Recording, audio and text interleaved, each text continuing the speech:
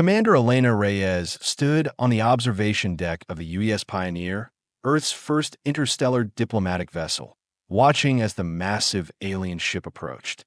Its surface gleamed like polished obsidian under the light of Alpha Centauri b, revealing a structure that defied human architectural understanding. Organic curves melded with geometric precision, creating a form both beautiful and unsettling. Magnificent, isn't it? Dr. Marcus Way joined her at the viewport, his eyes wide with wonder. As the mission's chief xenolinguist, he'd spent the last 3 months attempting to decipher the alien communications that had led them here. 3,000 years of human civilization, and we are about to meet our first non-terrestrial intelligence. Elena nodded, unable to tear her gaze away from the approaching vessel. Any progress on their language? Some. Their mathematical concepts align with ours, which is encouraging. The rest. He shook his head. It's like trying to understand whale's song without ever having heard sound. The alien ship, identified in Earth's databases as belonging to a species that called themselves the Valari, had been detected entering the solar system 6 months ago. Unlike the panic scenarios from countless science fiction stories, humanity's response had been measured.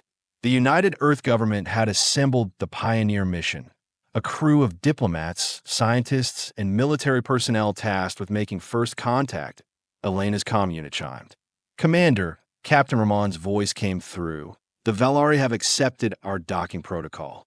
They are extending what appears to be a compatible airlock.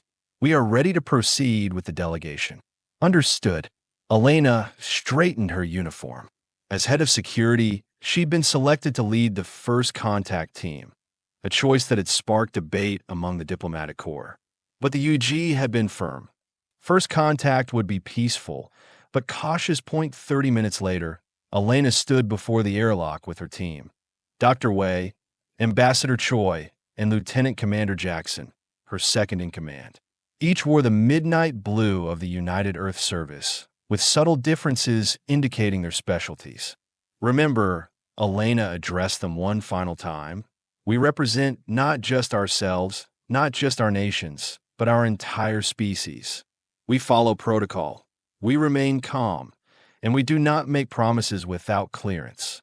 As the airlock cycled open, revealing a corridor of the same obsidian-like material as the ship's exterior, Elena felt the weight of history on her shoulders. Humans had dreamed of this moment since they first looked up at the stars. Now, it was her responsibility to ensure it went well. The corridor led to a vast chamber, its ceiling so high it disappeared into shadows. The walls pulsed with subtle light patterns that seemed to follow their movements. At the center stood 3 figures. The Valari were tall, nearly 2.5 meters, with bodies that reminded Elena of mantis shrimp. Iridescent exoskeletons, shifting colors with each movement, multiple limbs arranged in a way that suggested both precision and power. Their faces, if they could be called that, featured compound eyes that reflected the chamber's lights like prisms. The central figure stepped forward, its exoskeleton shifting to a deep blue that matched their uniforms. It raised 2 of its upper limbs in what Elena hoped was a greeting. "We are Valari," Dr. Way's translation device interpreted. "You are the first non-Valari intelligence we have encountered who has achieved spaceflight." Ambassador Choi stepped forward. "We are humans from Earth. We come in peace and friendship, seeking to establish communication between our species."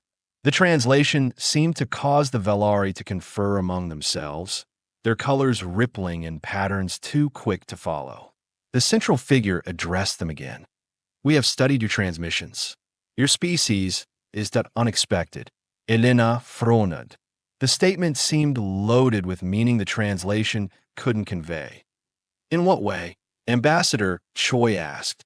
"You have achieved spaceflight without unified biological purpose. Your transmissions show conflict, division. This is inefficient." Dr. Way leaned close to Elena.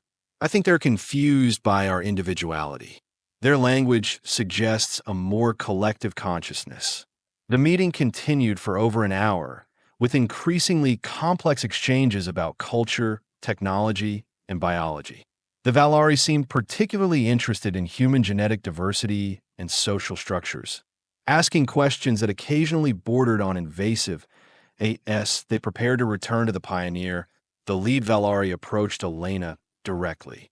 "You serve as protector," it stated, its colors shifting to a dark red. "I am responsible for security." "Yes," Elena confirmed. "Your species requires protection from itself." "This is concerning." Before Elena could respond, the Valari extended a limb, touching her forearm briefly. A sharp pain shot through her arm, followed by numbness. A token of exchange, the Valari said, withdrawing. "We have taken a sample. We have left a gift." Elena's security training kicked in immediately. "Dr. Wei, Ambassador Jackson, we are leaving." Now, she activated her comm unit. "Captain Ramon, prepare for immediate departure. Possible security breach." The Valari made no move to stop them as they retreated to the airlock.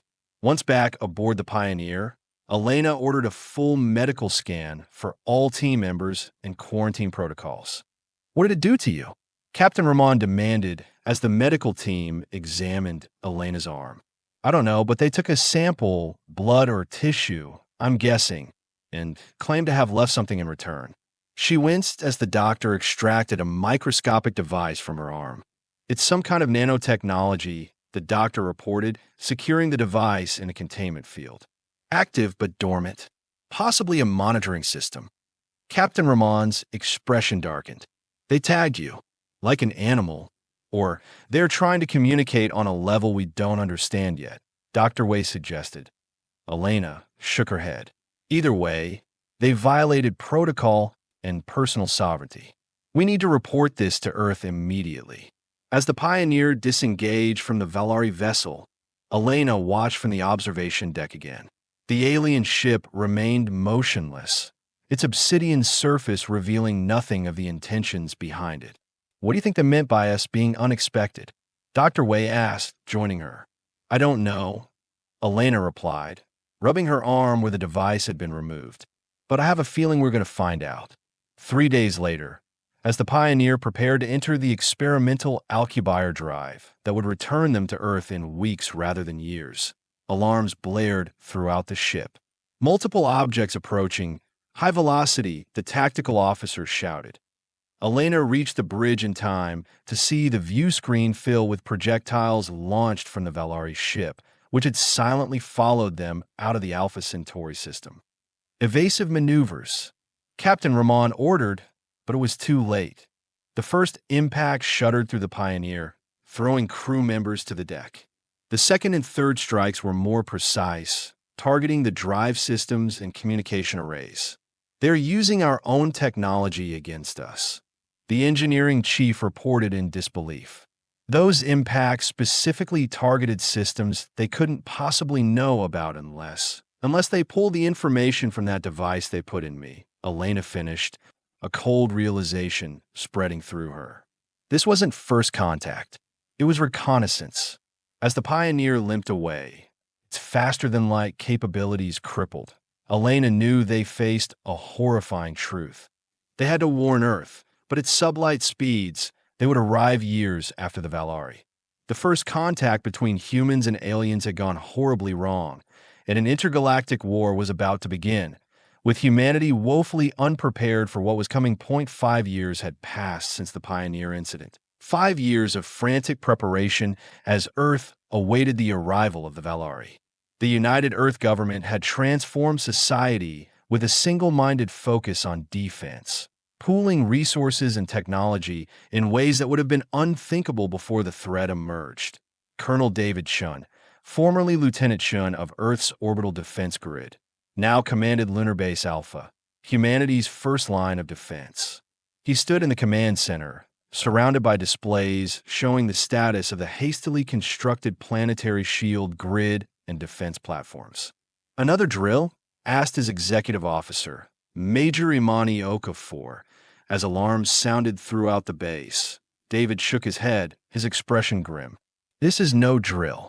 We have got multiple contacts emerging from gravitational distortion at the edge of the system. The Valari are here. The Pioneer had managed to send a compressed data burst before being disabled, giving Earth some understanding of Valari technology and biology. But information was limited, and humanity's defensive preparations were based largely on speculation and desperate innovation. All defense platforms online, reported the tactical officer. Planetary shield at 98% capacity. Earth evacuation protocols at stage 3. David nodded. The evacuation protocols had been the most controversial aspect of Earth's preparation. With no way to protect the entire population from a technologically superior enemy, the UEG had made the difficult decision to prioritize the continuation of the species. Massive underground shelters had been constructed, while colony ships carrying genetic samples, cultural records, and as many civilians as possible had been dispatched to distant star systems, using routes calculated to avoid Alpha Centauri. "Open channel to UEG Defense Command," David ordered. The stern face of Admiral Elena Reyes appeared on the main screen. Commander Elena Reyes' mother, promoted to lead Earth's defense after her daughter's mission went dark. The irony wasn't lost on David. Lunar Base Alpha confirms Valari fleet approaching. Admiral, we are tracking 27 capital ships and numerous smaller vessels. Understood, Colonel. Defensive posture Alpha. Do not engage unless fired upon. We will attempt communication first. David wanted to protest. The Pioneer's experience suggested diplomacy was futile, but he held his tongue. Despite 5 years of preparation, humanity was still clinging to hope that the Valari aggression had been a misunderstanding. That hope died 20 minutes later when the Valari fleet accelerated toward Earth without responding to any communication attempts. The first shots weren't energy weapons or missiles, but a barrage of what appeared to be small pods. They are targeting the atmosphere. Major Okafor reported as the pods began dispersing a dark substance upon entry. Some kind of particulate. It's absorbing solar radiation and, sir, global temperatures are dropping dramatically. David watched in horror as the Valari strategy became clear. They weren't attempting to destroy Earth through direct attack, but to transform it. The particulate was creating an artificial winter, dropping temperatures to levels that would devastate Earth's ecosystem, but might be perfectly suitable for Valari biology. All platforms, open fire, he ordered. Target those dispensers first, then their propulsion systems. The defense platforms unleash humanity's most advanced weapons. Railguns accelerating projectiles to relativistic speeds, experimental plasma weapons, and nuclear-tipped missiles. Against a less advanced enemy, it would have been overwhelming. Against the Valari, it was barely sufficient. Their ships absorbed or deflected most impacts, though several smaller vessels were disabled. The battle quickly turned into a war of attrition, with Earth's defenses gradually being whittled away while the Valari continued seeding the atmosphere. David was preparing to order a strategic retreat to the backup positions when a communication came through. Not from Earth or any human vessel, but from the Valari flagship. "Attention, human defenders." The translated voice sounded eerily similar to the one that had spoken to the Pioneer crew. "Your resistance is noted and respected, but futile. We offer terms. Surrender your orbital positions, and your species will be permitted controlled habitation in designated regions after terraforming. They want to keep us as pets," Major Okafor muttered. David opened a channel. "This is Colonel David Chun of the United Earth Defense Force. We reject your terms. Earth is our home, and we will defend it to the last." The response came immediately. "Your biological diversity is valuable. Your technology shows promise, but your individualistic nature makes you unstable. We offer structure, purpose, advancement within the Valari collective." As the communication ended, David realized something crucial. The Valari weren't acting out of simple aggression or resource hunger. They saw humans as a project, a species to be improved through forced evolution and integration. All units, adjust strategy, he commanded. They want to capture, not destroy. Use that against them. Focus fire on vessels approaching population centers. For 3 days, the battle raged across Earth's orbital space. The lunar base was eventually compromised, forcing David and his surviving crew to fall back to Earth. Global temperatures had dropped 15 degrees on average, causing widespread agricultural collapse and ecological disaster. But humanity fought on, using guerrilla tactics in space and on the ground as Valari landing craft began deploying what appeared to be terraforming equipment. David, now coordinating resistance from an underground command center in what used to be Australia, received reports from around the world. The Valari ground forces weren't soldiers in the human sense, but specialized worker castes. Engineers establishing environmental modification stations, scientists collecting biological samples, and security units neutralizing resistance. They are treating the invasion like a construction project, he told his assembled commanders during a secure briefing. And we're just obstacles to be worked around. What about the Nanite Weapon? Asked General Okoye, commander of the African Resistance Zone. David hesitated. The weapon in question had been developed based on the device extracted from Elena Reyes' arm years earlier. Earth scientists had reverse engineered it, creating a programmable nanite swarm theoretically capable of disrupting Valari biological systems. But it remained untested, and deploying it could have unforeseen consequences. It's ready, he finally answered. But once deployed, we can't control it. If it works as designed, it will spread through the Valari population, disrupting their neural patterns and breaking their collective consciousness. If it doesn't, he left the sentence unfinished. If it doesn't, we lose anyway, General Okoye finished. The question is, are we willing to use a weapon that fundamentally alters another species' consciousness to win? The room fell silent. The ethical implications were enormous, but with humanity facing extinction or subjugation, ethics had become a luxury. We will deploy it, David decided, but not indiscriminately. Target their command structures first. If we can disrupt their hierarchy, maybe we can force a withdrawal without needing to affect their entire species. The plan was set in motion, with resistance cells around the world targeting Valari command centers with a nanite weapon. The effects were immediate and unsettling. Affected Valari became disoriented, their coordinated activities falling into chaos as the nanites disrupted the neural patterns that connected them to their collective. But the Valari response was unexpected. Rather than retreating, unaffected commanders ordered the immediate execution of compromised units. The invasion force sacrificed nearly 30% of its personnel, destroying them with clinical efficiency to prevent the nanite spread. They are burning their own to stop the contagion, David reported to the Emergency Council of remaining world leaders, and adapting their neural patterns to resist further infection.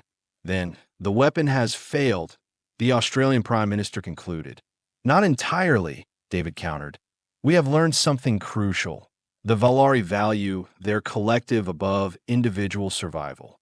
They will sacrifice anything to maintain their unity of purpose. How does that help us? Demanded the Brazilian president. Because now we know exactly how to hurt them. The counteroffensive began 3 weeks later. Instead of targeting Valari forces directly, human resistance teams focused on creating discord within their ranks. Using modified versions of the nanite weapon, they didn't attempt to break the Valari connection, but to subtly alter it, introducing contradictory imperatives and creating splinter collectives with competing objectives. David led a strike team against the primary command center established in what used to be Geneva, as they approached under cover of a massive storm, one of many caused by the climate disruption. He reflected on how much humanity had changed in just months of conflict. Gone was the political infighting that had characterized human civilization for millennia. In its place was a brutal efficiency born of desperation. Every surviving human had a purpose, a role in the resistance. Children were evacuated to the deepest shelters, while anyone capable of fighting was armed and trained. Approaching target, whispered Lieutenant Kagawa, the team scout. Heavy security, but the storm is interfering with their sensory organs. We have a window. David nodded and signaled the team forward. Each carried a specialized weapon designed to deliver the modified nanites, along with conventional arms for the fighting that would inevitably follow. The battle was swift and vicious. The Valari security caste fought with coordinated precision that made them lethal opponents, but their reliance on collective tactics made them vulnerable to the chaotic, adaptive fighting style humans had developed. His team secured the command center. David confronted the Valari commander, a massive entity whose exoskeleton shimmered with complex patterns that seemed to reflect its elevated status. "You fight without unity," the Valari observed as David approached, weapon raised. "Yet achieve coordination. This contradicts our understanding." "That's because you fundamentally misunderstand what makes us human," David replied. "Our strength isn't in thinking alike. It's in thinking differently while working together." He fired the Nanite weapon, watching as the microscopic machines penetrated the commander's exoskeleton. The effect wasn't immediate, but within minutes, the Valari's color patterns began shifting erratically. "What happening?" The translation became fragmented as the commander's neural patterns distorted. The chorus that discordant. "We are not breaking your connection," David explained. "We are giving you individuality, independence, the thing you feared most about us." As the modified nanites spread through the command structure, the effect rippled outward. Across Earth, Valari units began acting independently, some maintaining the invasion protocols while others questioned the purpose of subjugating a species that could offer new perspectives to the collective. The Valari fleet, receiving contradictory orders from the surface, fell into disarray. Some ships retreated to defensive positions while others pressed the attack with renewed vigor. The unified invasion fractured into a dozen competing strategies. Humanity seized the advantage, reclaiming territory and destroying terraforming equipment. After weeks of chaotic fighting, a message was broadcast from the Valari flagship, a request for parley. The meeting took place on neutral ground, a space station hastily constructed in Earth orbit for the purpose. David, now promoted to general, represented humanity alongside a small delegation of military and scientific leaders. The Valari sent 3 representatives, each displaying subtly different color patterns that would have been unthinkable before the Nanite attack. "Your weapon has caused irreparable damage to our society," the lead Valari stated without preamble. "Our collective is fragmented. Consensus is difficult. You invaded our world and attempted to remake it in your image," David responded. "Did you expect us not to defend ourselves? We expected resistance. We did not expect transformation." The Valari's colors shifted to a muted blue. "Our species has existed as a unified consciousness for 100,000 years. The concept of sustained individuality was theoretical. Now it is reality for many." Dr. Aisha Rahman, who had taken over xenobiology research after her brother's death aboard the Pioneer, leaned forward. "Are you saying some Valari have permanently adopted individual consciousness?" "Yes. Approximately 37% of affected units now reject reintegration. They claim to prefer autonomy." The Valari seem to struggle with the concept. "This presents an existential crisis for our species." David studied the 3 representatives, noting the subtle differences in their movements and color patterns.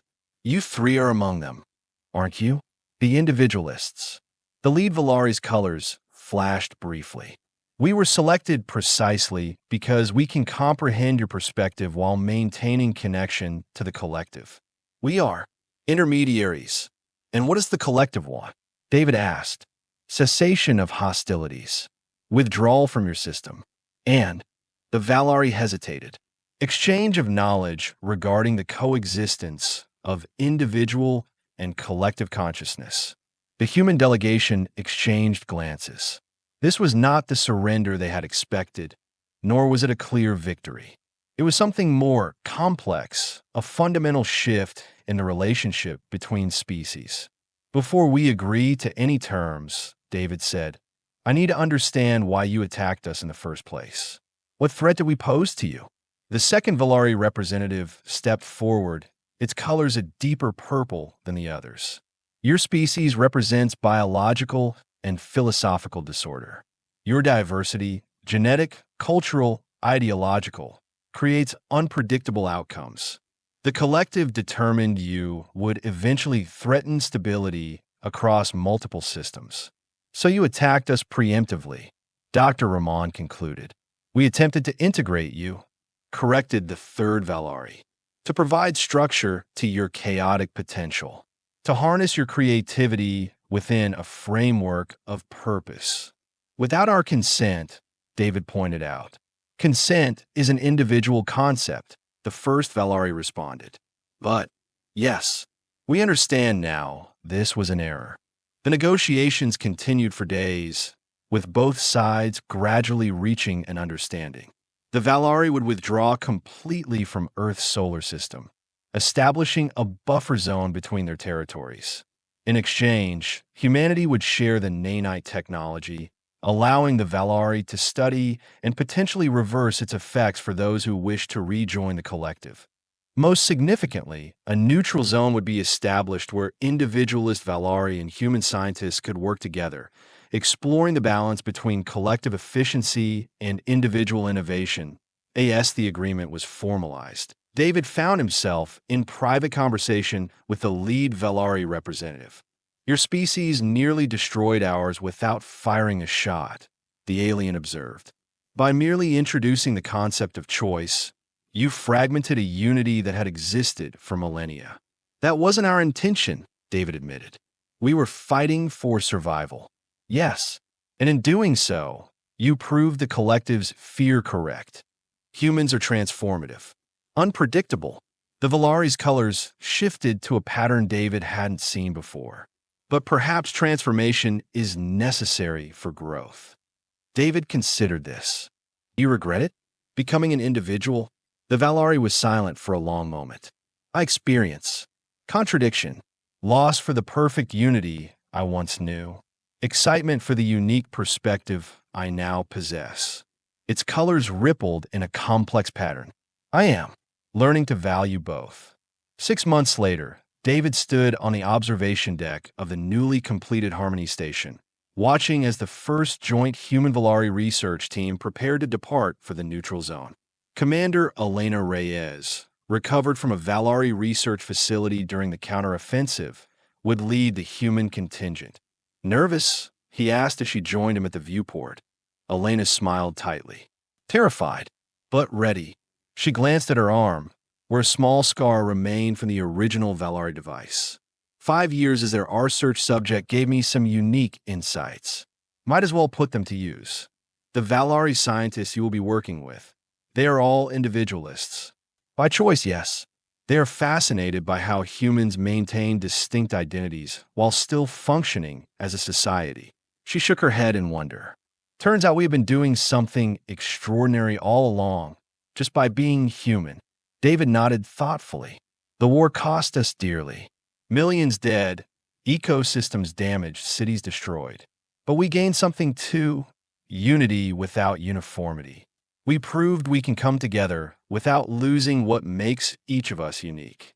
That's what the Valari collective feared most about us, Elena observed. And what the individualist Valari find most intriguing, that chaos and harmony can coexist. As Elena departed for her mission, David reflected on the transformation both species had undergone. The Valari had arrived as conquerors, seeking to impose order on what they perceived as dangerous chaos. They had left as reluctant partners, their society forever changed by exposure to human individuality. Humanity, too, had evolved, learning to coordinate globally without sacrificing the diversity of thought that had saved them. The recovery would take decades, but Earth was already showing signs of resilience, adapting to the altered climate just as humans had adapted to the Valari threat. The first contact between humans and aliens had indeed gone horribly wrong, triggering a war that nearly destroyed both species. But from that catastrophe had emerged something unexpected. The beginning of understanding between fundamentally different forms of consciousness. As David watched the joint mission ship disappear into the distance, he thought about the Valari representative's words. Perhaps transformation is necessary for growth. In the crucible of conflict, both species had been transformed. Now they would grow, separately but aware of each other, different but connected by the shared experience of change. The stars seemed brighter somehow, the universe both more dangerous and more promising than humanity had ever imagined. They had survived their first contact and the war that followed. Whatever came next, they would face it as they always had. Individually unique, collectively strong, and unbreakably human.